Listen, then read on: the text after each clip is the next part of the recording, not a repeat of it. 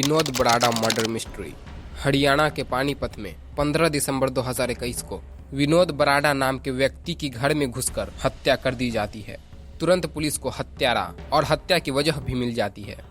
हत्यारे को जेल भेज दिया जाता है और केस सॉल्व हो जाता है। मगर हत्या के 2.5 साल बाद पुलिस को ऑस्ट्रेलिया से एक व्हाट्सएप मैसेज आता है और केस का पूरा रुख ही बदल जाता है। ये मामला धोखे और विश्वासघात का निकलता है। असली कातिल कोई और नहीं था और प्लानिंग अपनों की ही थी। तो आखिर विनोद की हत्या की कहानी क्या थी? हत्या के पीछे की साजिश क्या थी और किसकी थी? 2.5 साल बाद हुए जांच में क्या कुछ खुलासा हुआ और आगे पुलिस ने क्या कुछ किया? चलिए जानते हैं सब कुछ डिटेल से इस वीडियो में। आगे बढ़ने से पहले जल्दी से हिंदी क्राइम स्टोरीज चैनल को सब्सक्राइब कर लीजिए। We need your support.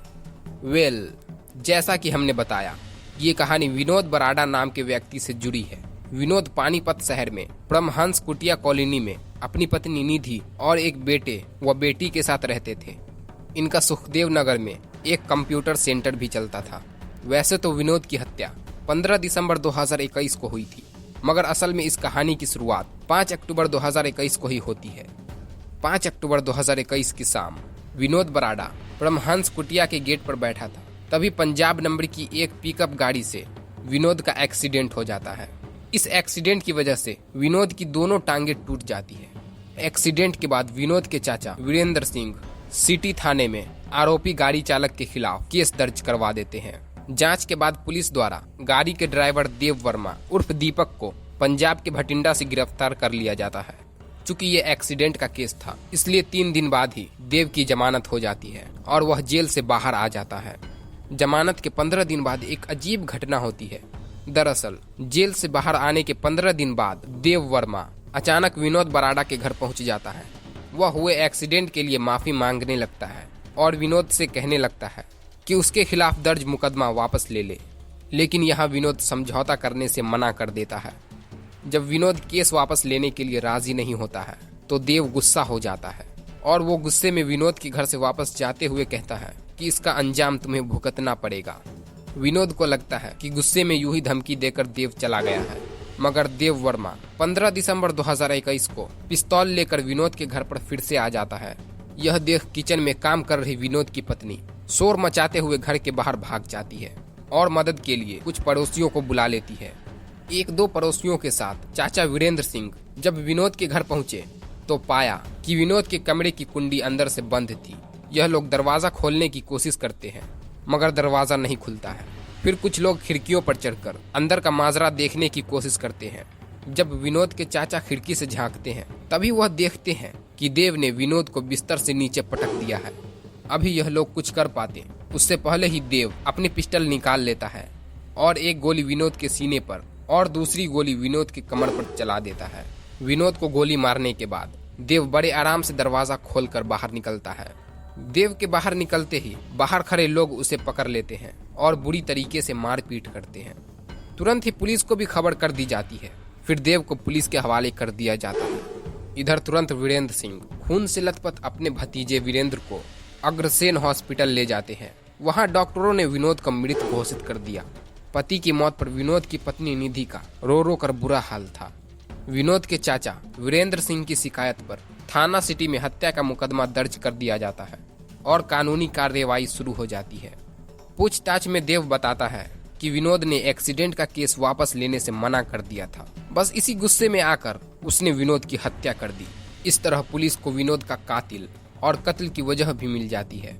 यह सिंपल बदले की वजह से की गई हत्या का मामला था। बिना ज्यादा मेहनत के ही केस सॉल्व हो जाता है और अपराधी को जेल भेजते हुए जांच बंद कर दी जाती है। विनोद की हत्या के बाद विनोद के इंश्योरेंस का लगभग 50 लाख रुपया उनकी पत्नी निधि को मिलता है। इसके अलावा विनोद की जमी जमाई बिजनेस को भी निधि अपने कंट्रोल में कर लेती है। अब विनोद की हत्या को लगभग 2.5 साल हो चुके थे। सभी अपनी अपनी जिंदगी में मस्त थे, मगर 2.5 साल बाद इस केस में तगड़ा ट्विस्ट आता है। दरअसल हत्या के 2.5 साल बाद पानीपत के एसपी अजीत सिंह को एक विदेशी नंबर से मैसेज मिलता है। मैसेज भेजने वाले ने खुद को मृतक विनोद बराड़ा का भाई बताते हुए दावा किया था कि उसे शक है कि इस हत्याकांड को देव वर्मा से अंजाम दिलवाया गया था। अगर पुलिस ठीक से जांच करे तब हत्याकांड के मास्टरमाइंड और कारण दोनों सामने आ सकते हैं। इस मैसेज को देखकर तो शुरू में एसपी साहब को ज्यादा कुछ समझ में नहीं आता है, मगर जब अगले 2-3 दिन तक यही मैसेज आता रहता है तब वो इंस्पेक्टर दीपक कुमार को इस मैसेज के बारे में बताते हैं और इस सिलसिले में जांच करने को कहते हैं। 2 दिन बाद इंस्पेक्टर दीपक कुमार ने बताया कि व्हाट्सएप पर आए ये मैसेज ऑस्ट्रेलिया के नंबर से भेजे गए थे और वह किसी प्रमोद कुमार का नंबर है। प्रमोद कुमार मृतक विनोद बराड़ा का छोटा भाई है जो ऑस्ट्रेलिया में रहता है। इसके अलावा इंस्पेक्टर दीपक कुमार ने रिकॉर्ड रूम से निकलवाई गई विनोद बराड़ा हत्याकांड की फाइल भी उनके सामने रख दी। फाइल पढ़ने के बाद एसपी अजीत सिंह को विनोद के साथ 2021 में हुए एक्सीडेंट और एक्सीडेंट के बाद हत्या की पूरी कहानी पता चल जाती है। वैसे तो फाइल पढ़ने से एसपी अजीत सिंह शेखावत को ये साधारण केस ही लगता था, लेकिन अचानक व्हाट्सएप पर विनोद के भाई प्रमोद के मैसेज का ख्याल आते ही उनके जहन में सवाल उठा कि देव के ऊपर दर्ज हुई एक्सीडेंट का केस तो एक मामूली केस था, इसलिए इसमें समझौता न करने पर आखिर कोई हत्या क्यों करेगा, क्योंकि सड़क हादसे के केस में न ही बहुत ज्यादा सजा होती है और ये धारा भी जमानती होती है, जबकि हत्या के केस में उम्र कैद से लेकर फांसी तक हो जाती है। फिर देव वर्मा ने ऐसा घातक काम क्यों किया? एसपी अजीत सिंह को यहीं से शक शुरू हो गया। उन्हें लगा कि कहीं न कहीं कोई ऐसी वजह जरूर है जिसके कारण प्रमोद भाई की हत्या में अन्य लोगों के शामिल होने का शक जता रहा है। उन्हें लगता है कि प्रमोद ने जो दावा किया है कहीं न कहीं उसके पीछे कोई वजह जरूर होगी। उन्होंने तय किया कि सारा माजरा समझने के लिए उन्हें प्रमोद से बात करनी होगी। लिहाजा उन्होंने प्रमोद के व्हाट्सएप पर एक मैसेज भेजा कि वह उनसे बात करे, जिसके बाद प्रमोद ने उनसे व्हाट्सएप पर ऑस्ट्रेलिया से बात की। बातचीत के दौरान एसपी अजीत सिंह विनोद के भाई से पूछते हैं कि आपको इस बात का कैसे शक है कि आपके भाई की हत्या में देव वर्मा के अलावा कोई और भी शामिल है। जवाब में प्रमोद बताता है कि हत्या से कुछ समय पहले बातचीत के दौरान उनके भाई ने बताया था कि आजकल निधि का स्वभाव कुछ ज्यादा बदल गया है, वह कुछ ज्यादा लड़ाई करने लगी है। इसके अलावा वह शायद किसी जिम ट्रेनर के चक्कर में भी पड़ गई है। प्रमोद के मुताबिक विनोद की हत्या के बाद जो इंश्योरेंस के 50 लाख रुपए मिले थे उसमें से निधि ने 1 रुपए भी विनोद के परिवार वालों को नहीं दिया था। इतना ही नहीं, निधि ने घर और दुकान पर भी कब्जा जमा लिया था। इसके अलावा वह अपने ससुराल वालों की मर्जी के बिना ही पति की मृत्यु के कुछ ही दिनों बाद से ही घूमने के नाम पर घर से गायब रहती थी। इतना ही नहीं, जब अदालत में देव वर्मा के खिलाफ उसकी भाई की हत्या का ट्रायल शुरू हुआ तो अचानक निधि मार्च 2022 में कोर्ट में अपने बयान से मुकर गई और उसने देव को पहचानने से ही इनकार कर दिया कि हत्या वाले दिन वह उसके घर आया था। भला कोई अपने पति के हत्यारे को बचाने की कोशिश क्यों करेगी? प्रेम बराड़ा से पूरी बात जानने के बाद एसपी साहब विनोद के भाई से कहते हैं कि आप जल्दी से भारत आ जाइए, हम फिर से इस केस की जांच करेंगे। इसके बाद एसपी अजीत सिंह ने मामले की गंभीरता को समझते हुए इंस्पेक्टर दीपक कुमार को इस मामले की गोपनीय तरीके से जांच करने और कानूनी प्रक्रिया अपनाने का आदेश दिया। इंस्पेक्टर दीपक कुमार ने इस केस की जांच के लिए एक अलग टीम बनाकर उसमें शामिल पुलिस कर्मियों को अलग अलग काम पर लगा दिया। एक टीम ने अदालत में चल रही कार्रवाई की फाइल की कॉपी हासिल की तो एक टीम ने मृतक के चचा वीरेंद्र सिंह को बुलाकर उनसे केस से जुड़ी जानकारी हासिल की। पुलिस ने हत्या के आरोपी देव वर्मा के मोबाइल की पुरानी डिटेल्स निकालकर उसकी भी छानबीन शुरू कर दी। इस दौरान विनोद के चचा वीरेंद्र से निधि का मोबाइल नंबर भी हासिल कर लिया और उसकी पिछले 3 सालों की सारी कॉल डिटेल्स निकलवा ली। एक टीम को अदालत में दर्ज केस की फाइल में लगे सबूतों को स्टडी करने के काम पर लगा दिया गया। जब जांच आगे बढ़ी तो कड़ियां भी जुड़ने लगी कि विनोद की हत्या के आरोपी देव वर्मा की विनोद की हत्या से 4 महीने पहले से सुमित उर्फ बंटू नाम के एक युवक से लगातार बातचीत होती थी। पुलिस ने जब बंटू के फोन नंबर की कॉल डिटेल निकाली तो पता चला कि वह गोहाना का रहने वाला है और पानीपत शहर में योर बॉडी फिटनेस सेंटर में जिम ट्रेनर था। कॉल रिकॉर्ड के मुताबिक मृतक विनोद बराड़ा की पत्नी निधि से सुमित उर्फ बंटू काफी बातचीत करते थे। दोनों की बातचीत विनोद की हत्या के काफी पहले से ही बातचीत वह व्हाट्सएप मैसेज का सिलसिला चल रहा था। निधि के मोबाइल के कॉल रिकॉर्डिंग से भी पता चला कि वह लगातार सुमित उर्फ बंटू से बातचीत करती थी। इतना ही नहीं, जब पुलिस ने निधि के बैंक खाते की डिटेल्स निकाली तो पता चला कि वह अब तक अपने बैंक खाते से लगभग 20 लाख रुपए निकाल चुकी थी।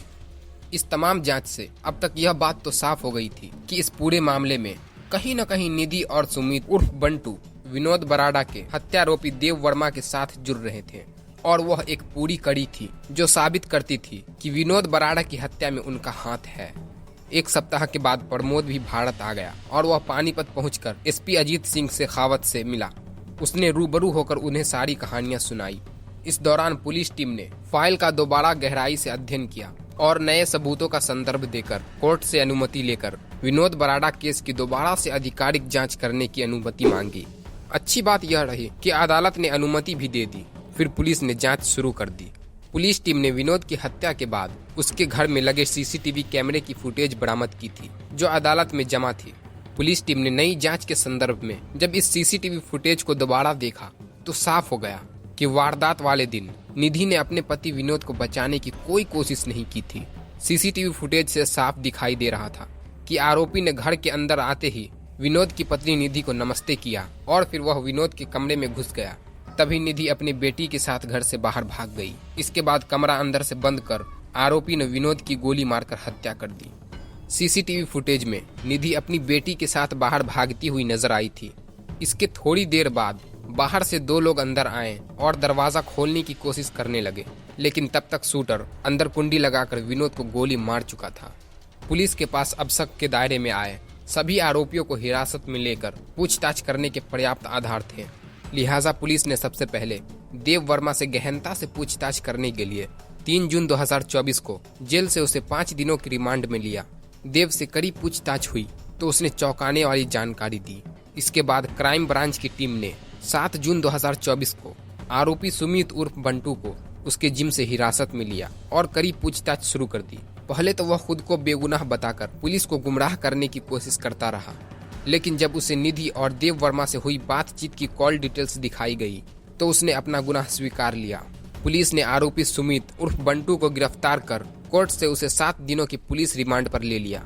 उसने जो जानकारी दी उसके बाद 10 जून 2024 को निधि को भी हिरासत में ले लिया गया। तीनों आरोपियों को आमने सामने बैठाकर जब एसपी अजीत सिंह शेखावत ने खुद पूछताछ की तो 2.5 साल पहले हुई विनोद बराड़ा की हत्या की असल कहानी सामने आ गई।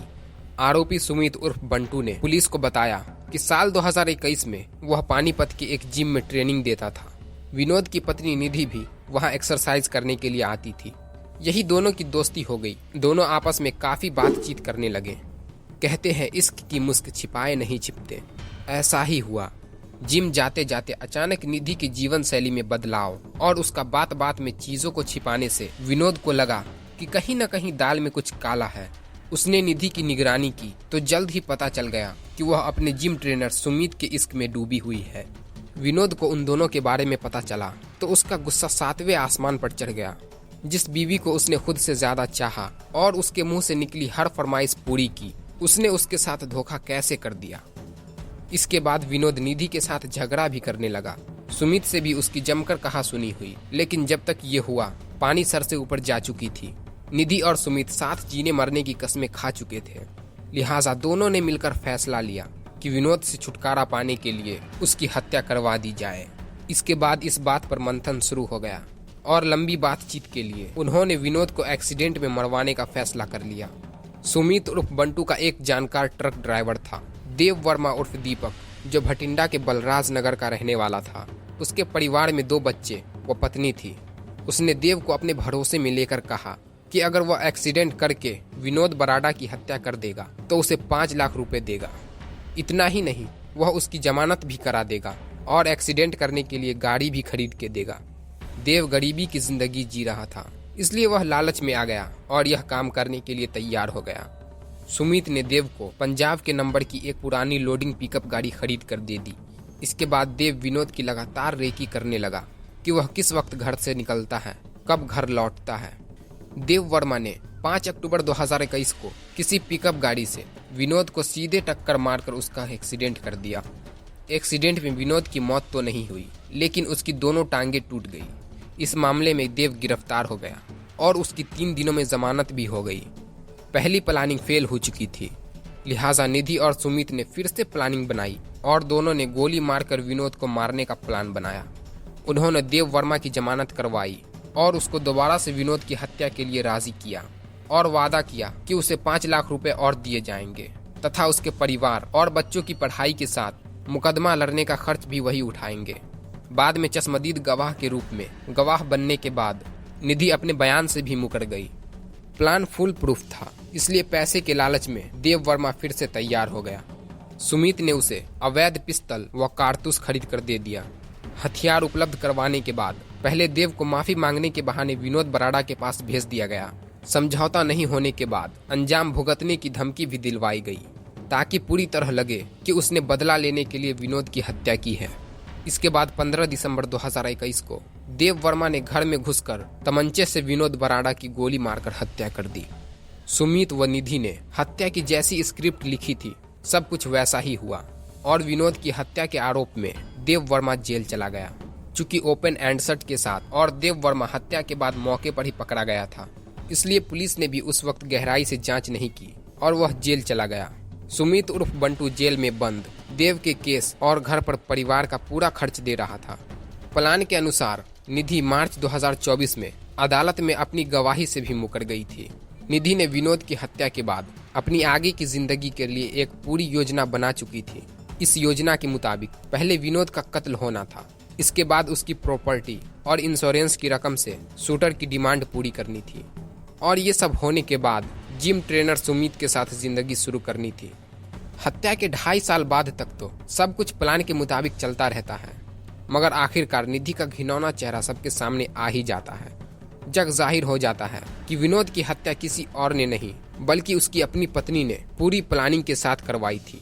पूरे खुलासे के बाद देव के अलावा निधि और उसके जिम ट्रेनर बॉयफ्रेंड सुमित को भी जेल भेज दिया जाता है। ईमानदार पुलिस वालों की मेहनत से विनोद के असली कातिल पकड़े जाते हैं। दोस्तों, वैसे तो विनोद के सभी दोषी जेल में हैं और मामला अदालत में चल रहा है। सजा का ऐलान होना बाकी है। फिर भी अगर आपको फैसला करना हो तो आप विनोद के कातिलों को क्या सजा देंगे? कमेंट बॉक्स में जरूर बताएं। अगर आपको हमारी मेहनत पसंद आई हो तो इस वीडियो को लाइक करते हुए शेयर भी करें। क्राइम की दुनिया से जुड़ी ऐसी ही कहानियों के लिए हिंदी क्राइम स्टोरीज चैनल को सब्सक्राइब कर लें। We need your support, so please subscribe this channel. Thanks.